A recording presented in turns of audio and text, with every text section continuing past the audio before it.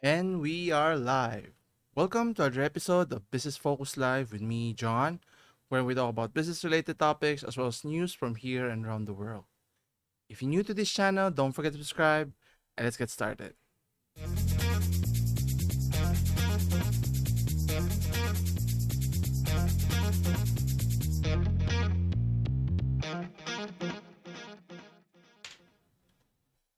And we're back. Thank you again for joining me today. So, today is November 4th, 2022. So, we're approximately a little over a month away before Christmas. So, 2 months for before New Year, so it's getting closer to the holidays. Anyway, in this week's episode, we'll be talking about interesting happens. Not more so. The first one we'll be discussing in terms of how China's decline or perceived decline could have, severe ramification in the global economy. So, what's happening there and what will happen? That we'll discuss that. Next is we'll talk about how finally Elon Musk is now officially has bought Twitter, and some interesting things happening since he took over, or he's now the owner of Twitter. Next is we'll be talking some I won't say controversial, but very dubious actions in terms of what led to this outcome in terms of Henry Cavill, the superstar Henry Cavill, who is a big fan of games and comic books and stuff. Good news if you have watched Black Adam. He At the end credits, you'll be surprised to find out that he'll be reprising his role again, which is good. But on the flip side, sad news if you're a Witcher fan of the Netflix TV series. After the third season, which is I think currently filming as of this video, there will be a fourth season, so he will not be reprising. So what's that all about? What does this mean for the show and so forth? And next is in sports, we'll be talking about how one man's decision have a big impact not just in your professional career, which he is sort of floundering at the latter stage of his career, and then even more so in his personal life.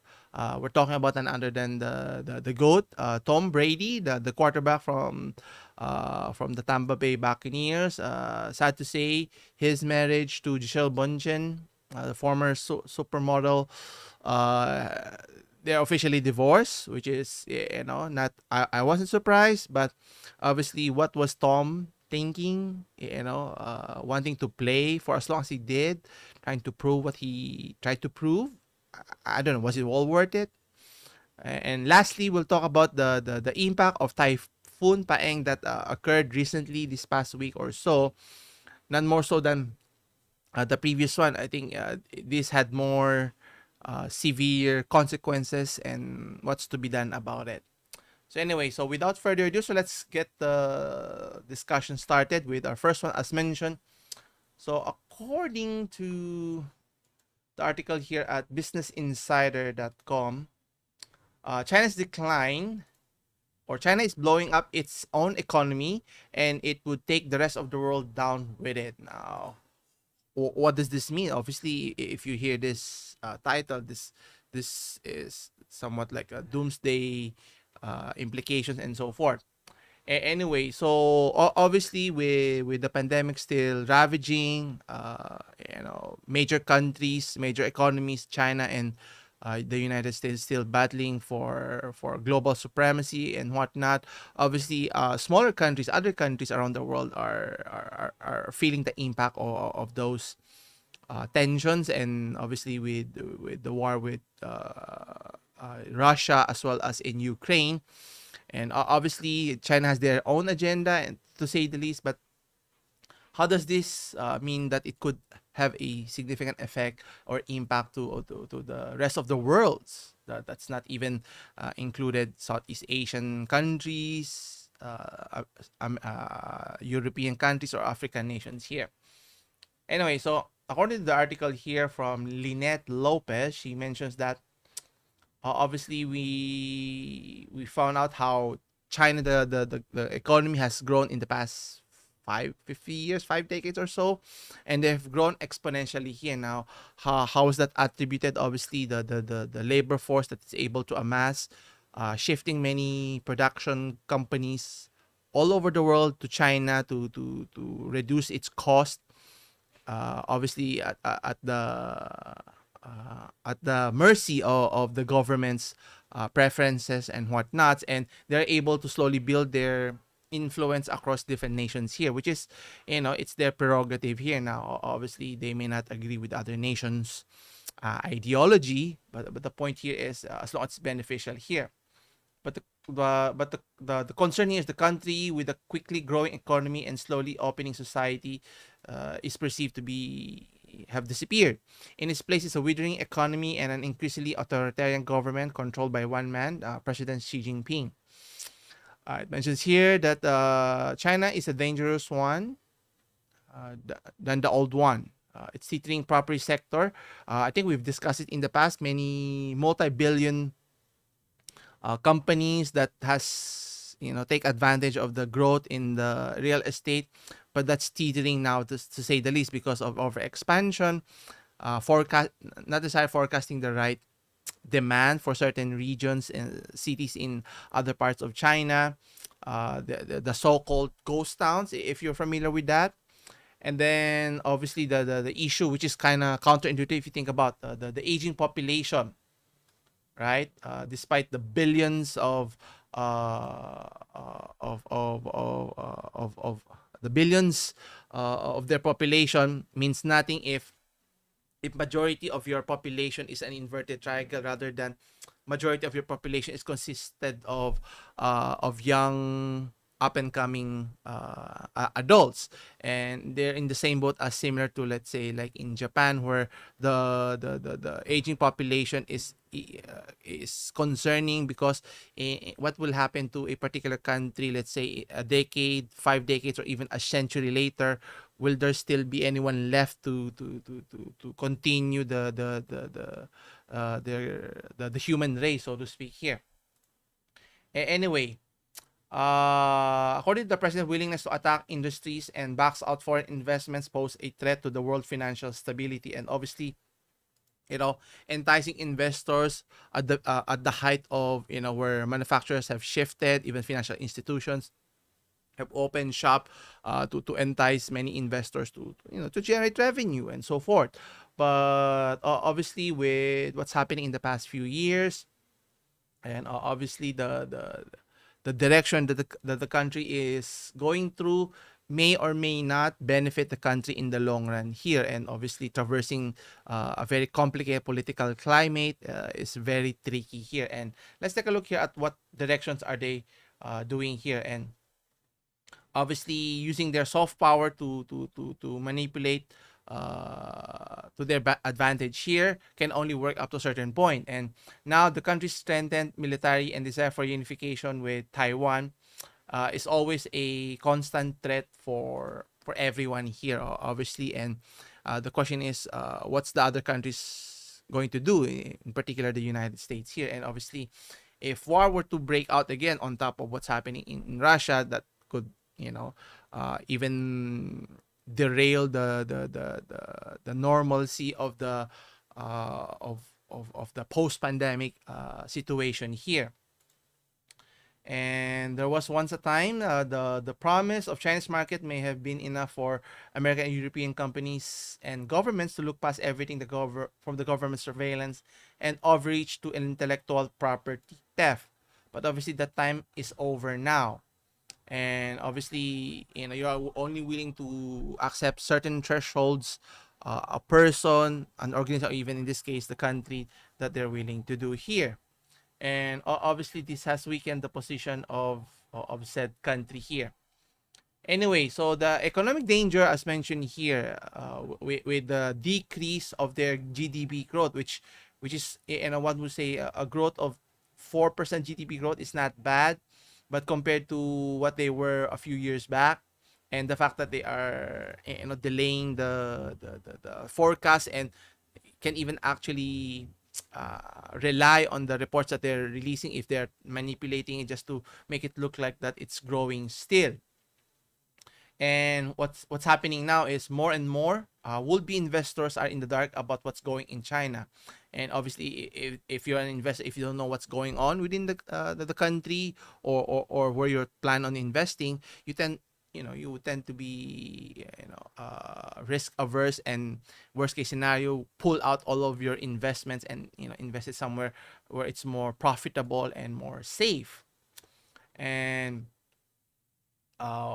what's interesting is the youth unemployment is now hovering. Let's go back here.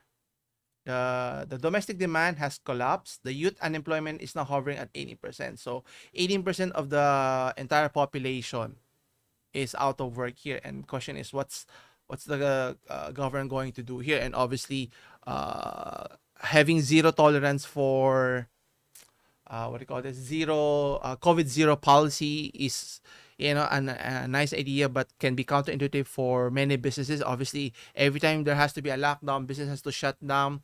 How are they going to operate? It's very limiting. And as the case may be, and in other countries here, even here in our country, and during the height of the pandemic, if businesses shuts down for a certain period, then eventually those businesses will not come back again. And obviously, getting people to start their own business, people are more, even now, hesitant to start their own business because of the current situation here. And obviously, what's to be done here in the short run as well as in the long run is critical here. And was there any mention of such plans by the president? It's not clearly mentioned here. And obviously, until they can stabilize what's going on within the country, before they can even start considering expanding their reach again for the foreseeable future here. And obviously, everyone is watching. And obviously, question is, what will happen in the very near future, which is always everyone's concern here. So I'll keep everyone abreast of the goings on, in particular in China, and their influence all over the world here. So we'll keep you updated in the future videos here. Anyway, going on in terms of one of the very eccentric, you want to call it, or very controversial CEOs, we're talking about none other than Elon Musk here. If you've been following the channel here, we've been discussing for quite some time of the on and off again relationship of how Elon Musk plans to take over or to buy Twitter. But there were some apprehensions. Was there any manipulations to drive down the price so he can buy it cheap? And the employees there were apprehensive of him owning the company and so forth. Well, now it's official. According to techspot.com, Elon Musk finally takes control of Twitter. But what's interesting, he's firing the CEO and other executives within the company who maybe is considered dead weight or doesn't follow to what Elon Musk is plan of direction for the company here, which is kind of funny here. And obviously, those employees can complain if they're not performing or they're sabotaging the potential growth of Twitter, which is, obviously, not that I am a big fan of Twitter, but it's a forum for people to have a sort of discussion, supposed to be this ideal, but it tends to get out of hand, wherein other people, anonymous people, could just, say what they want with no consequence of whatsoever here. And obviously, that could hamper the business growth here, similar to how this current platform, YouTube, is being used for many individuals here. Anyway, let's take a closer look here. So it was back in mid-April when Musk initially offered to buy Twitter for $44 billion. Obviously, it's not his whole money. And then when he withdrew the deal over allegations that there are more fake spam accounts on the site than the company claims. Now, both parties look to be heading to the courts over the matter, but Musk backtracked and agreed to purchase at the original price. And then it is suspected he chose this path as the billionaire had little chance of winning a court case. Though he claims he's buying Twitter to try to help human, I don't know about that. He can spin all he wants because the companies that he's currently owned, Tesla, there are a lot of issues saying that electric vehicles is the way of the future. There are a lot of pitfalls there because the fact that you're using batteries to power your vehicles, and how are those batteries sourced, how can they help humanity if you're depleting the finite resources that we have here. But that's another case. Anyway, so it mentions further that Musk visited Twitter HQ in San Francisco, and said, let that sink in. While there, he assured staff that he had no intention of firing 75% of employees, meaning the other 25% he will fire, whoever that be, could that be. Something he reportedly told investors was part of his plan to make Twitter more profitable. And again, on that part, I can agree on Elon Musk here, because at the end of the day, a company that is a listed public company, if you're not making profit, then obviously you're in the wrong business here, and you're not the right man to be in charge here. And the question here is, how will you make it profitable? Obviously, it's all about the advertisers. It's typical with with Facebook, how they rely on the advertisements, and even in this platform, in YouTube. But obviously, if you try to offend as many people, as many groups as possible, then no advertiser is willing to to invest in your company or pay certain amount of money to reach a wide audience here. Now, what's interesting is, just one day before the court imposed deadline, which were it not met, would have seen both parties go to court.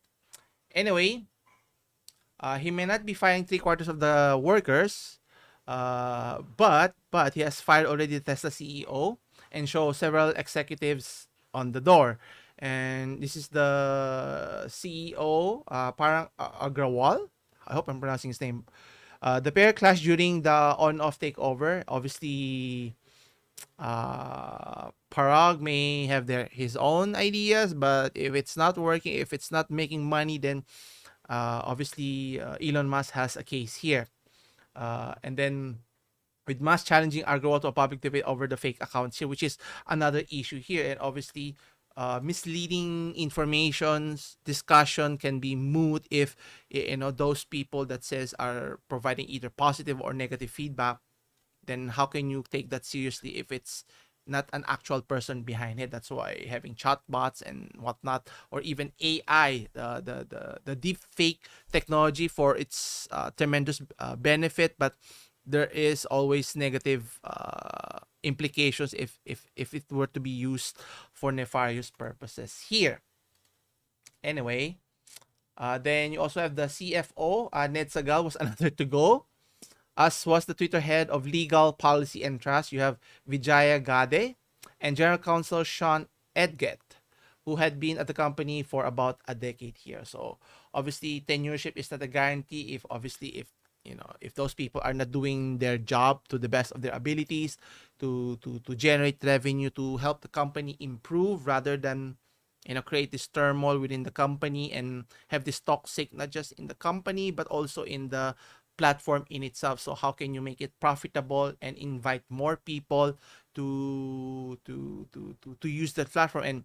And on the flip side, look at what's happening now at Facebook, and that's not getting any better in terms of the popularity of its platform has reached its plateau, and obviously the decline. That's why Zuckerberg is shifting its focus now to the metaverse here. And what's interesting is Musk is obviously, as mentioned, is now shifted to promote the platform.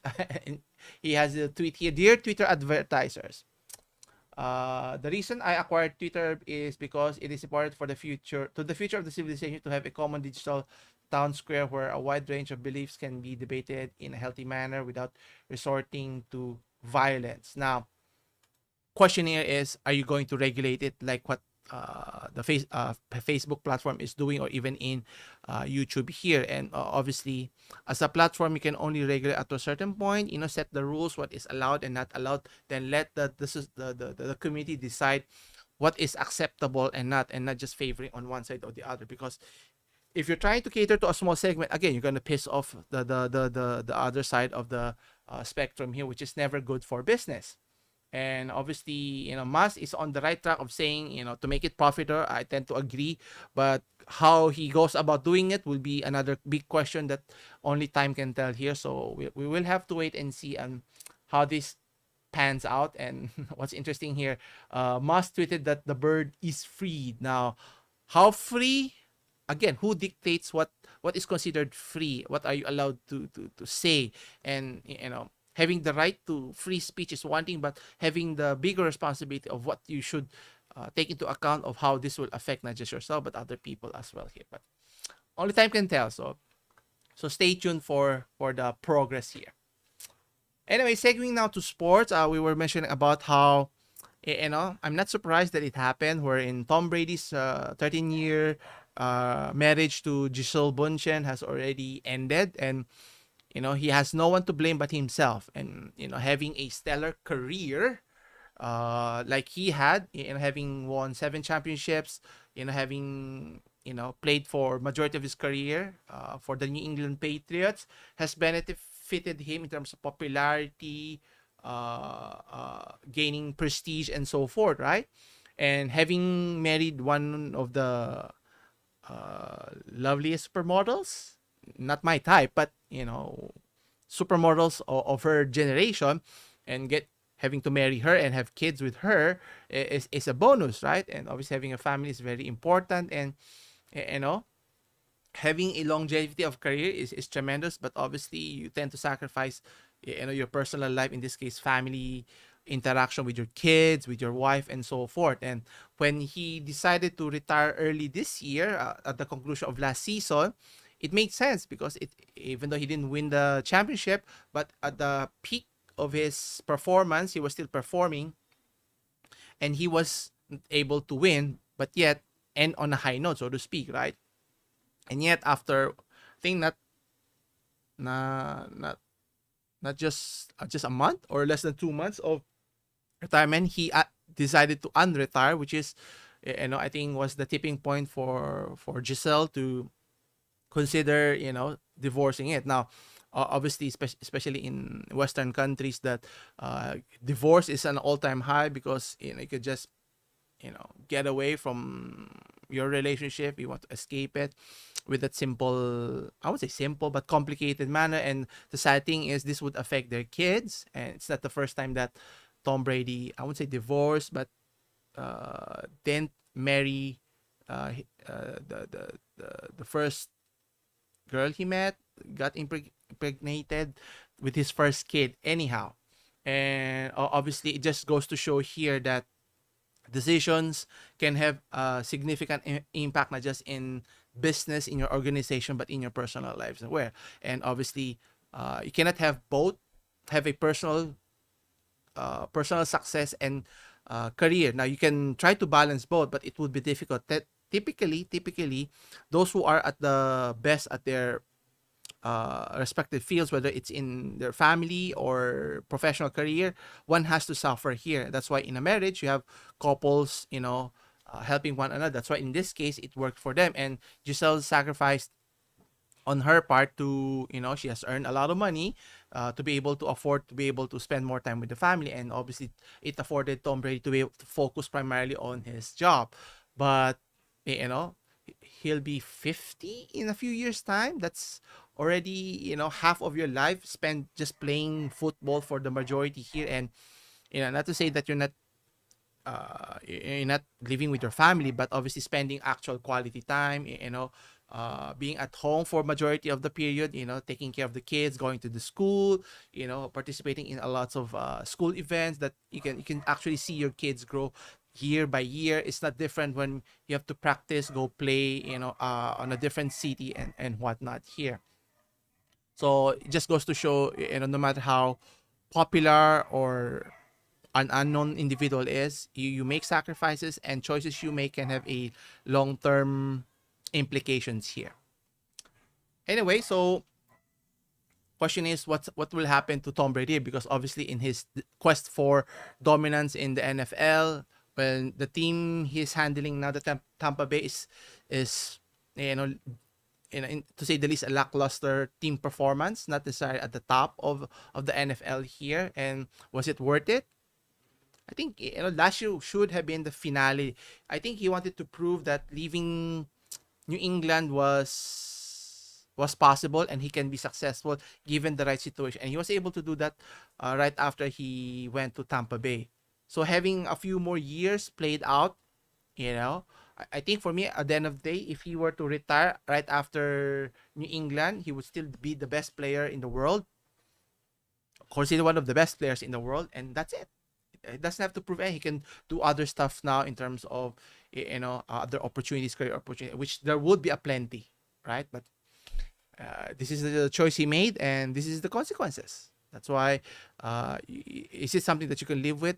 Well, obviously, there's nothing more you could do about it. Obviously, having lots of money would always be a plus for many of the people here. But obviously, for me, money up to a certain point is good, but after a certain threshold, money doesn't bring you happiness, especially when you're by yourself without your loved ones, kids, even your parents to support you in difficult times. But anyway, that's just my opinion anyhow. Anyway, continuing with our segueing with personal choices here now. In this case, it's not about more so of the actor here. We're talking of Henry Cavill here. We're in good news. Rejoice that the Superman saga continues with him playing the titular role here, which I think should have been high time.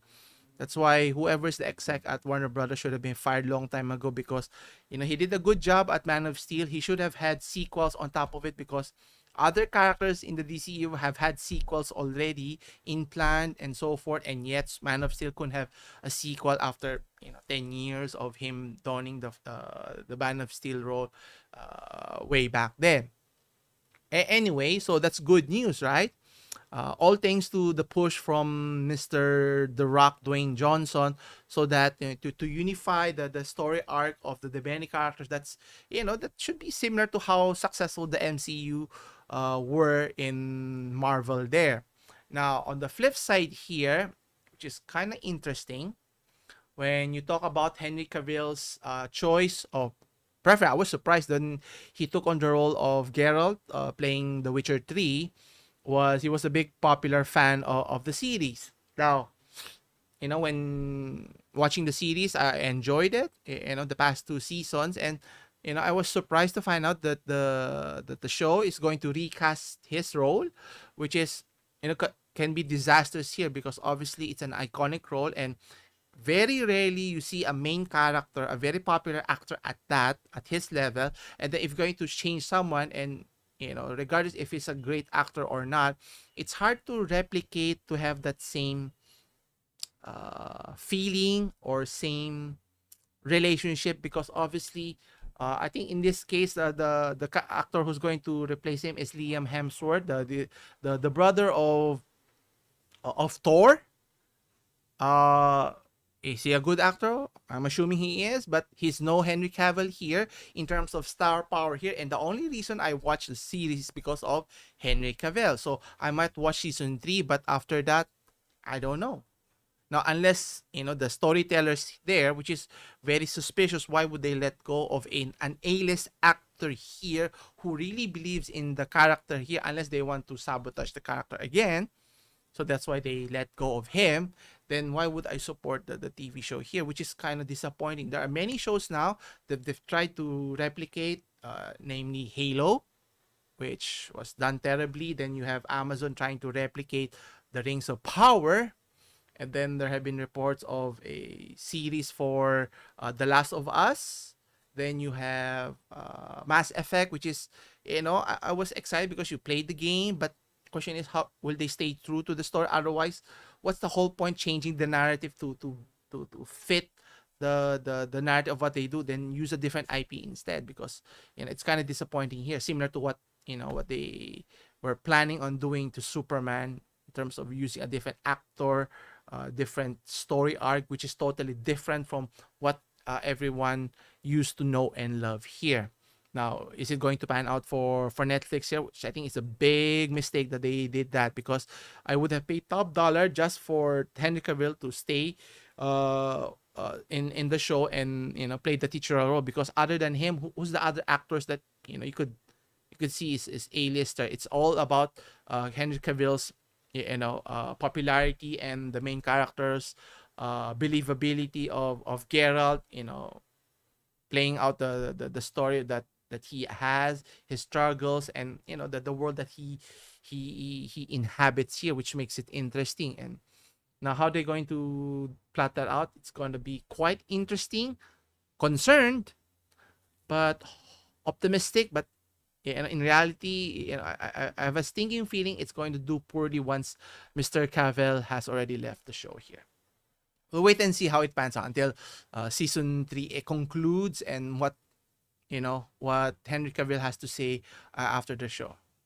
Anyway, for our last story here, we're talking about the typhoon that recently passed by here in the Philippines, which is Typhoon Paeng.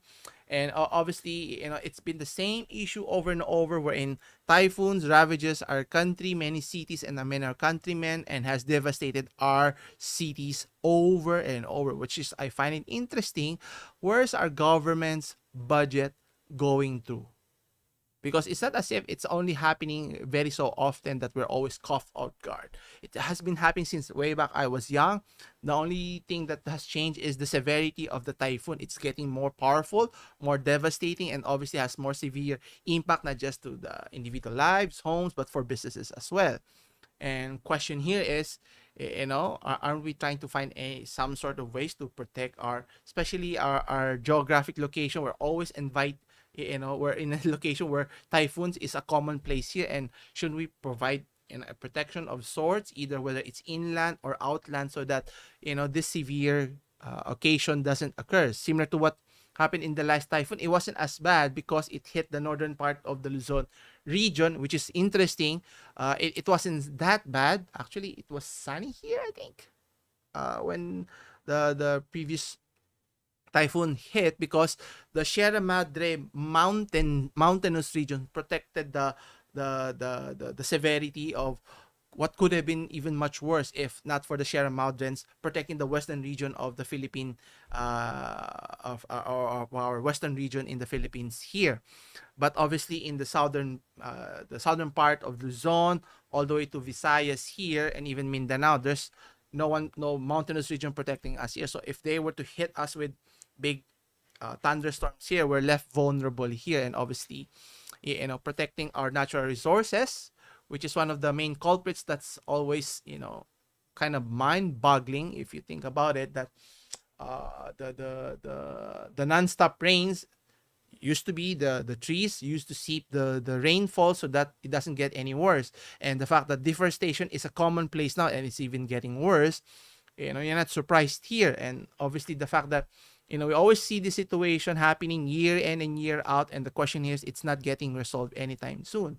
Where is the budget for our governments here? Every year they always debate how much they're spending, billions and billions of pesos that they're earmarked supposed to be for government projects, for emergency cases as this one, and yet you see people struggling, people dying, which is it's a side case here. That question here is, should those people be held accountable so that things would change for the better here?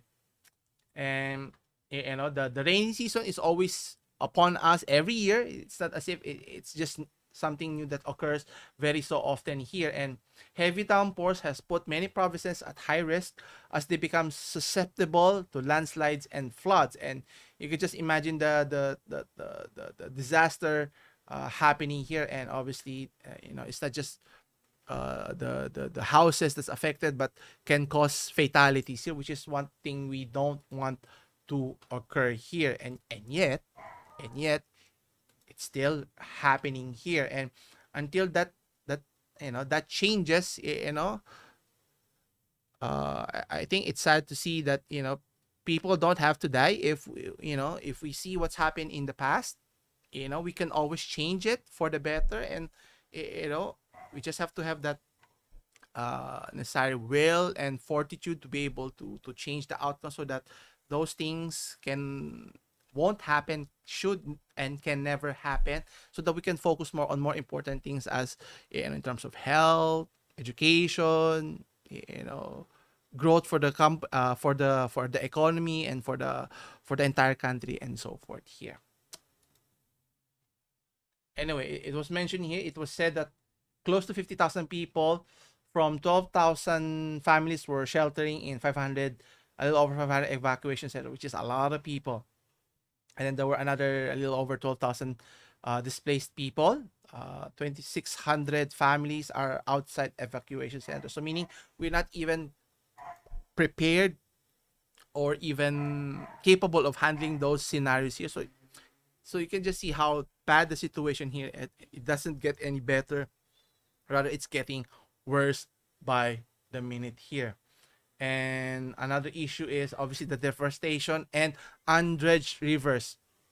So not cleaning our rivers obviously can cause a lot of pile ups, and it always comes back at the end to bite us if we don't do anything about here. And the question here is, obviously as an individual, we try to keep our places clean so that it doesn't come back to bite us. But obviously, we have to pressure our government to do their actual jobs to serve the interests of our citizens, but and not just their own interest on who's running for the next election so that they can win their constituents here. And given those scenarios, they shouldn't be able to win, because give other chance who is willing to be able to solve their problems here.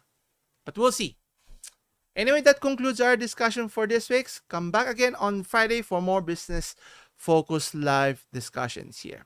Anyway, leave your comments down below if you have any questions, or you can check out the link in the description to see the full article on any of the topics that was discussed today.